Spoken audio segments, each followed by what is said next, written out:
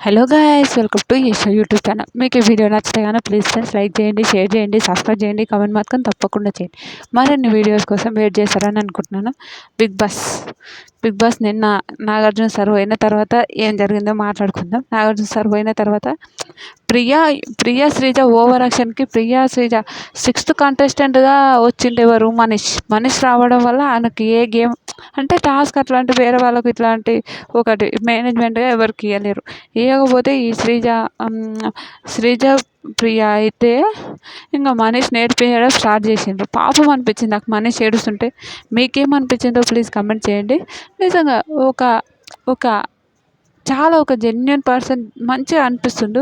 కానీ కొన్ని సిచ్యువేషన్లో ఓవర్ థింకింగ్ చేసి గేమ్ని స్పాయిల్ చేసుకుంటుండని అనిపించింది.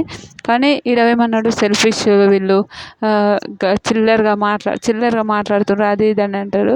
అదైతే నాకు కొంచెం అనిపించిందిలే. కానీ ఓకే, మనిషి అయితే చాలా చాలా జెన్యున్ అనిపిస్తుంది నాకు. ఓకే, అందరితోనూ మాట్లాడుకోవడం. ఇమాన్యుయల్ చెప్తుంటారు పాపం, బాధపడకండి అని ఏడుస్తుంటాడు.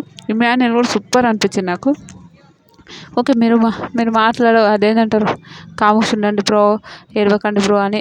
వాళ్ళిద్దరు గొడవ అయినా కూడా, నాగార్జున సార్తో గొడవ అయినా కూడా వాళ్ళిద్దరు కాముష్ ఉండండి బ్రో, పట్టించుకోకండి బ్రో అని మాట్లాడతారు చూడ. అది హైలైట్ అనిపించింది. మీరు మనిషి అంటాడు, నేను మీ టెండెన్స్ దగ్గరనే పడుకోవాలనుకుంటున్నాను, పడుకుంటూ వాళ్ళు ఊకే గొడవ పెడతారు, ఊకే పోక్ చేస్తారు అనేది మాట్లాడతాడు. అది సూపర్.